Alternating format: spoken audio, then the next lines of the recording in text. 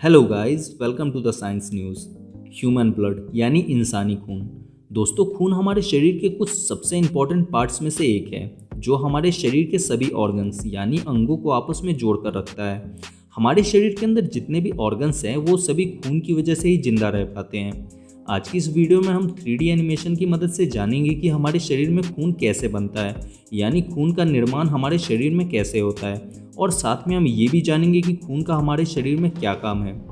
3D animation की मदद से किसी भी चीज़ को समझना थोड़ा आसान हो जाता है। अगर आप भी साइंस की वीडियोस को 3D एनिमेशन की मदद से समझना चाहते हैं तो आप सब्सक्राइब कर सकते हैं द साइंस न्यूज़ को। तो चलिए अब जानते हैं हमारे ब्लड के बारे में।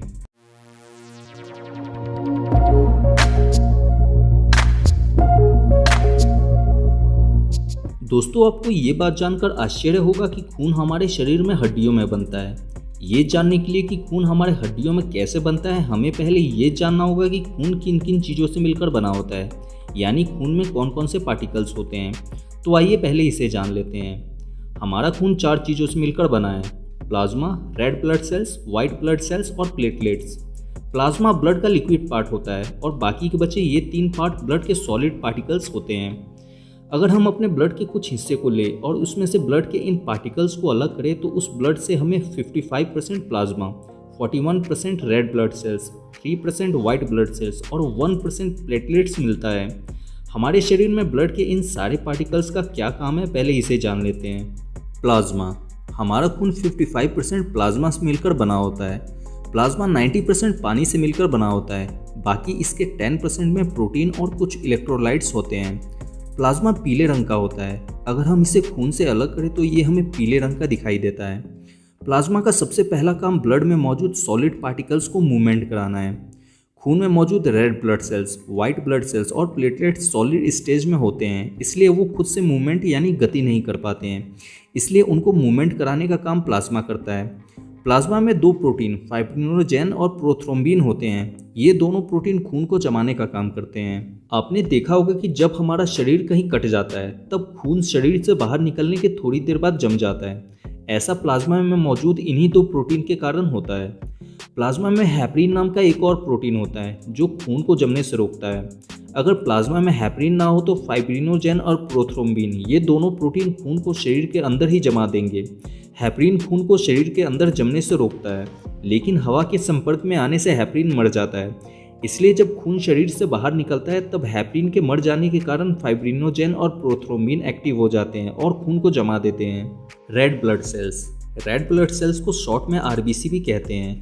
ये हमारे ब्लड में 41% होते हैं।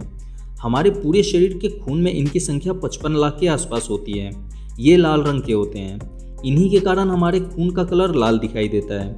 इनका जीवन काल 120 दिन का होता है, यानी ये खून में 120 दिन तक जिंदा रहते हैं। रेड ब्लड सेल्स के अंदर हीमोग्लोबिन होता है और हीमोग्लोबिन के अंदर आयरन होता है।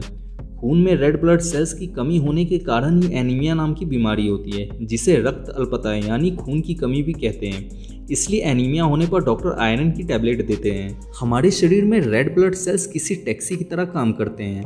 हमारा शरीर छोटी छोटी कोशिकाओं यानी सेल से मिलकर बना हुआ है और हर सेल्स को जिंदा रहने के लिए ऑक्सीजन की और कुछ न्यूट्रिशन की ज़रूरत होती है। हमारे शरीर में रेड ब्लड सेल्स का काम ऑक्सीजन और न्यूट्रिशन को ढोना है। रेड ब्लड सेल्स बॉडी के हर सेल्स तक ऑक्सीजन और न्यूट्रिशन को पहुंचाने का काम करते हैं। रेड ब्लड सेल्स हमारे फेफड़ों से ऑक्सीजन को लेकर हमारे शरीर के बॉडी सेल्स तक पहुंचाते हैं और उनसे कार्बन डाइऑक्साइड लेकर वापस फेफड़ों को दे देते हैं।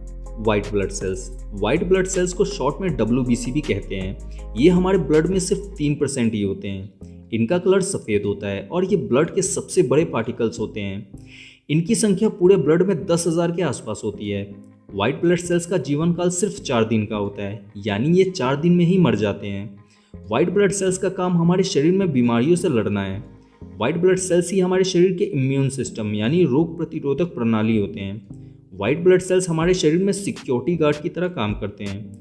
जब हमारे शरीर में बाहर से कोई बैक्टीरिया या वायरस घुसकर अटैक करते हैं तब वाइट ब्लड सेल्स उन्हें ढूंढकर मार देते हैं। इस तरह से वाइट ब्लड सेल्स हमारे शरीर को बीमारियों और रोगों से बचाते हैं।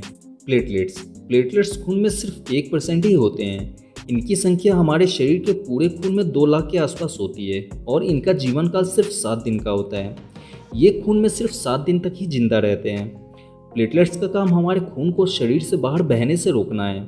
जब हमारा शरीर कहीं कट जाता है तब प्लेटलेट्स वहाँ इकट्ठा होकर उस जगह को ब्लॉक करने की कोशिश करते हैं ताकि वहाँ से ज़्यादा खून हमारे शरीर से बाहर ना निकल पाए। प्लेटलेट्स हमारे शरीर को ताकत देने का भी काम करते हैं क्योंकि इसमें कुछ हार्मोन्स और प्रोटीन होते हैं। हमने ब्लड के सारे पार्टिकल्स और उनके काम को जान लिया। आइए अब जानते हैं हमारे शरीर में खून कैसे बनता है। हमारे शरीर में खून हड्डियों में बनता है। हमारे शरीर में जितने भी लॉन्ग बोन्स यानी बड़ी हड्डियां हैं उन्हीं में खून का निर्माण होता है।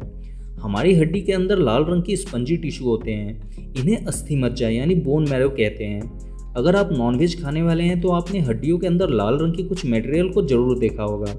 इस लाल कलर के मटेरियल को ही बोन मैरो कहते हैं। इन बोन मैरो में स्टेम सेल्स होते हैं। यही स्टेम सेल्स हमारे खून में मौजूद red blood cells, white blood cells और प्लेटलेट्स को बनाने का काम करते हैं। बोन मैरो हमारे शरीर में red blood cells, white blood cells और प्लेटलेट्स बनाने की फैक्ट्री होती है।